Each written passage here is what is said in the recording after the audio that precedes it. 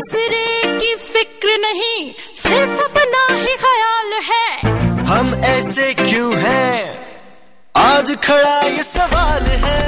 अपनी ही बड़ी है, बेपरवाह हमारी चाल है। हम ऐसे क्यों हैं, आज खड़ा ये सवाल है। ज्ञान की कमी नहीं, समझदारी का काल है। हम ऐसे क्यों हैं, आज खड़ा ये सवाल है।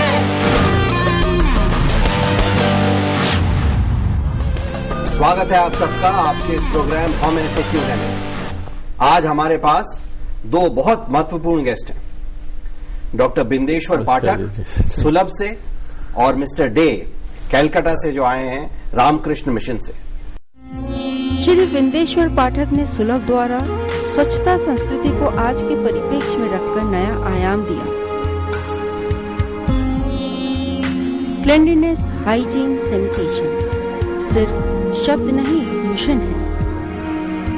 इस विषय पर आज इस चर्चा में हम आगे जानते हैं। ये जो कोई भी समाज का स्टेज ऑफ डेवलपमेंट होता है, जैसा कि आपने बताया अपनी किताब में कि फ्रांस में भी या यूरोप में भी जो बिल्कुल एडवांस्ड है आजकल इन चीजों के एरिया में, पहले बहुत प्रिमिटिव थे इस एरिया में। कैसे थे प्रिमिटिव, बताइए। ऐसा है कि यदि उसकी कहानी है कि ब्रिटेन में, फ्रांस में, वो तो महिलाएं जो शौच है उसको ले करके खिड़की से बाहर फेंकती थी। लो, हमारी महिलाएं तो राख फेंकती है, कूड़ा फेंकती है, वो शौच फेंकते थे। इसलिए जूता जो बना ना गमबूट्स, और जो हाई हील्स लड़कियां पहनती है, अच्छा, ये हाई हील्स बना उसी के लिए। देखिए, they are unable to walk in the street, और इसलिए बना कि साहब ये तो चल ही नहीं सकते। कि आपको ऑस्ट्रिया में एक आदमी अपने पीठ पर बकेट लिए हुए है और घूम रहा है, और जिसको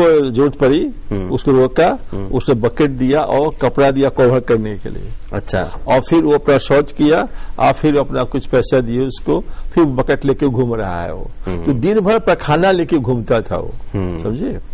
तो इस प्रकार से है कि पश्चिम के देश वो पहले गंदगी सब जगह बराबर थी। हुआ ये कि जब वो औद्योगिकरण क्या हुआ तो साफ सफाई की ध्यान गया उनका। अब देखिए, जैसे लंदन में 1932 से लेके 10,000 लोग प्रति वर्ष मरते थे कोलेरा से। तो डॉक्टर ने कहा कि भाई जब तक आप ये ह्यूमन वेस्ट डिस्पोजल है इस पर आप कंट्रोल नहीं करेंगे तो हम कोलेरा नहीं रोक सकते। तो 1850 में पहली बार सीवर लगा है लार्ज स्केल में, ठीक है।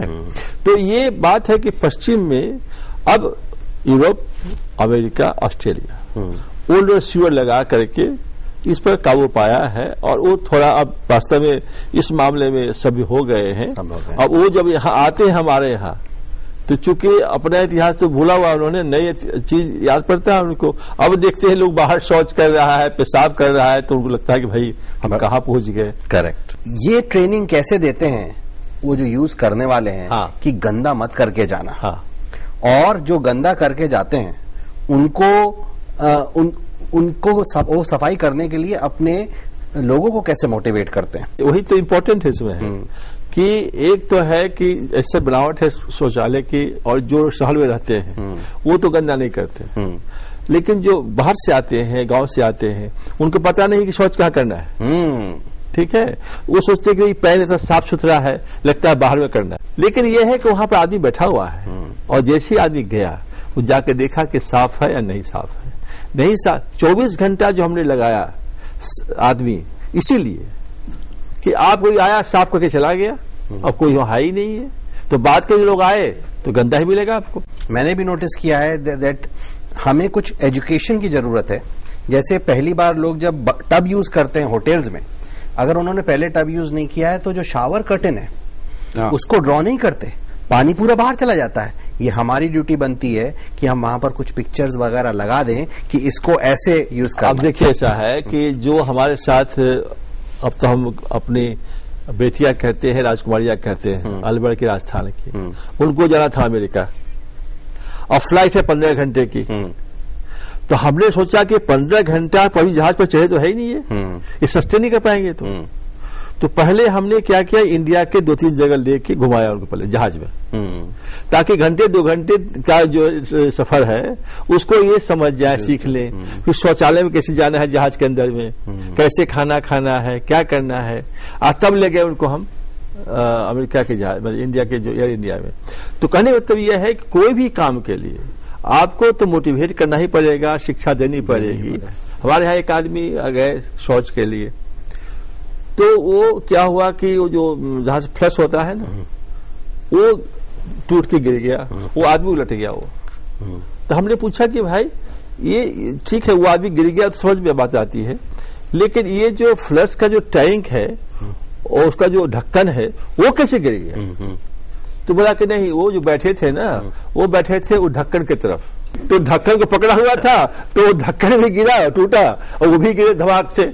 उनको पता नहीं था कि शौच करने के लिए आदमी कैसे बैठता है उसका। क्या जबरदस्त पॉइंट्स आ रहे हैं हम, ये यथार्थ है, रियलिटी। हाँ, एक बार किसी ने मेरे को बताया कि टब को उन्होंने बाल्टी समझ लिया और उसमें पानी भरा, ठीक है, गमछे से बंद किया उसका वो टोटी, और पानी भरा और बाहर बैठ के नहा रहे। anyway, अगला प्रश्न। जितने शौचालय की सुविधाएं ये मेंस के लिए दी गई हैं, उतनी वुमेन्स के लिए नहीं, ऐसा क्यों? मेरा क्या कहना है कि शौचालय बनाइए दोनों के लिए। एक नया चला है महिलाओं के लिए, तो अलग बनाइएगा तो उसका मेंटेनेंस नहीं हो पाएगा, क्योंकि 3 आदमी की ड्यूटी चाहिए उसमें, राउंड द क्लॉक, बाकी और चीज चाहिए। हम क्या करते हैं कि शौचालय बनाते हैं और 2 भाग कर देते हैं, और महिलाओं के लिए एक तरफ, पुरुषों के लिए एक तरफ, और पूरी प्राइवेसी का ध्यान रखते हैं। किसी प्रकार से कोई आदमी, मर्द या लड़का उधर से न देख सकता है न उसमें जा सकता है। तो मेरा कहना है कि शौचालय बने। ये प्रश्न खड़ा हुआ था काबुल में, अफगानिस्तान में, जब शौचालय बना रहे थे, वहां पर्दा ज्यादा सिस्टम हमारे यहां से है। तो आपका आश्चर्य होगा कि 100 में 25 महिलाएं थी उसमें।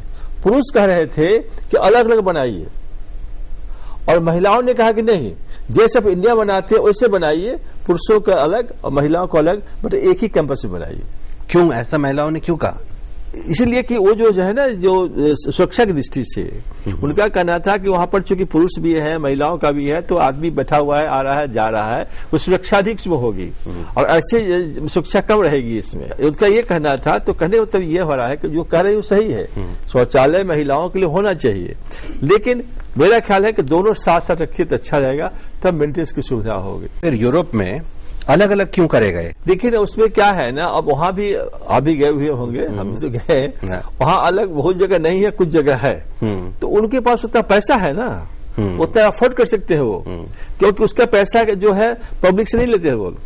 आपका प्रश्न आपसे मुखातिब करता हूं कि जितने टॉयलेट्स हैं वो लेडीज के लिए कम है क्या एज कम्पेयर टू मेन? जब घर का सवाल होते हैं तब तो घर में एक ही शौचालय होते हैं।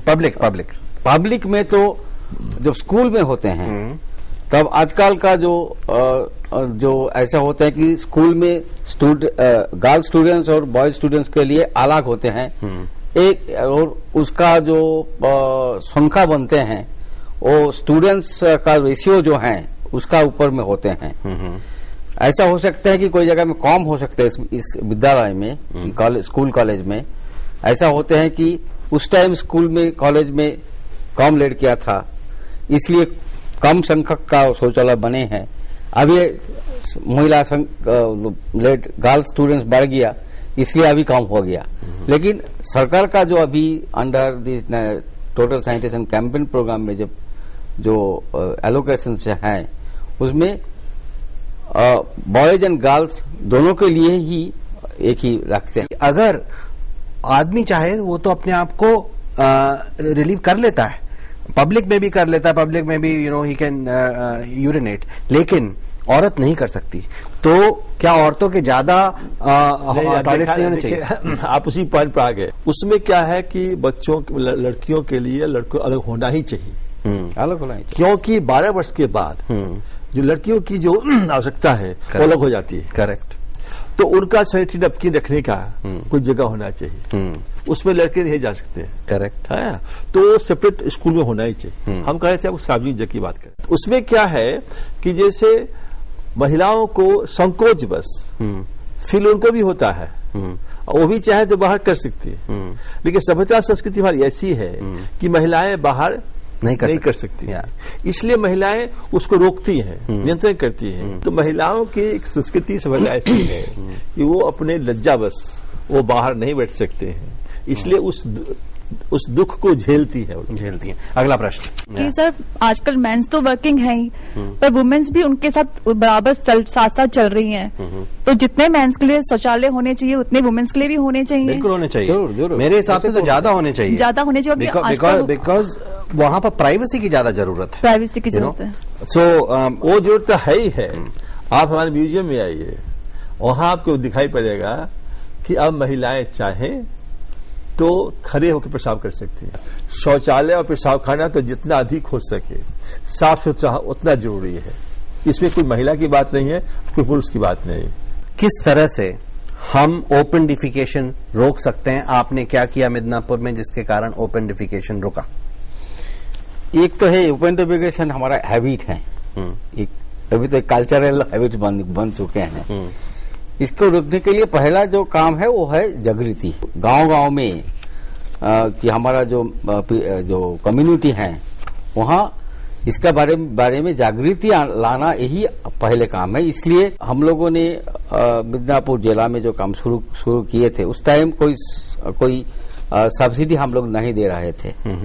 हमारा यही था कि पहले वो लोगों को प्रशिक्षित करेंगे शौचालय का जरूरत क्यों है, बाहर जाने में क्या दिक्कत होते हैं, उसमें उसका स्वास्थ्य का क्या प्रॉब्लम होते हैं, उसका जो पारिवारिक जो अर्थनीति है उसमें क्या प्रभाव पड़ते हैं, उसका जो पॉवर्टी सर्कल है वो कैसे इसमें से खराब होता है, उसका प्रभाव पड़ते हैं, वो उसको समझाया पहले। और उस लोगों को बहुत सारे किस्म का टॉयलेट मॉडल का डिजाइन दिखाया। 300 से 3000 तक रुपया तक उस टाइम डिफरेंट मॉडल का टॉयलेट था। तो इसलिए हम लोगों ने ऐसा किया कि गांव का जो utilise the youth force, we mobilise them, we motivated them first, we mobilise the women's group, we motivated them.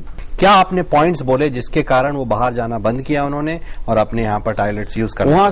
वहाँ सबसे जो उसका ग्रहण योग्यता जिसका था वो privacy and dignity of the women and safety of the women. Very good. Privacy of the women and pride, privacy, pride of the family and dignity of the women and safety of the women. Safety of the women, yes. देखिए ऐसे points उन्होंने बोले। कुछ हल्का सा डर भी होना चाहिए और एक प्राइड भी होनी चाहिए, गर्व कि हम सैवेजेस जैसे नहीं, हम भी जैसे जैसे टेक्नोलॉजी बढ़ रही है विश्व में उसको हम अपनाते जा रहे हैं। नहीं, उसके बाद क्या है, लड़कियां अब लेट उठती है। हाँ नहीं, पहले हम लोग माँ उठती थी 4 बजे। हाँ, मेरी पत्नी उठती है 7 बजे। तो अब सवाल उठता है कि वो बाहर जाए कैसे? वो करेक्ट, सूर्योदय उठ चुका है। तो लड़कियां पढ़ रही हैं and they all let riser. Very good. अब जो है नहीं, वो पहले वाली बात अब है नहीं, तो धीरे धीरे उनकी आवश्यकता बन रही है। आवश्यकता बन, वेरी गुड पॉइंट। और अब जैसे अब नया स्लोगन चला है, देखा ही होगा आपने, तो उसमें क्या है, क्या स्लोगन है? जो कि शादी के पहले लड़कियां अब धन दौलत नहीं देखती, शौचालय घर में है कि नहीं, बिल्कुल, क्यों जाइए कहा वो, और वो कहवाती है घर में पूछवाने के लिए अपने पिता से, भाई से, पहले पूछो घर में शौचालय है कि नहीं। भाई आज तो शौचालय जाने की होगी इस घर में, मैं जाऊंगी कैसे बाहर में, तो महत्वपूर्ण है। तो अब ये बात आज बदल रही है कि अब जो लड़कियां हैं ये अब तैयार नहीं है वो पहले की स्थिति बाहर जाने के लिए। तो जो उन्होंने कहा है सही कहा है, एक जागृति अभियान का पार्ट बना और समझाया गया, लोगों को बताया गया कि इसके नुकसान क्या है, क्या कठिनाई है और क्या फायदा है। 2 प्रश्न। जब ब्रिटिश यहां पर आए और वहां पर ये पब्लिक टॉयलेट्स आए तो उन्होंने पब्लिक टॉयलेट्स की बात यहां पर भी करी, क्योंकि वो हमको कहते थे मास प्राइवी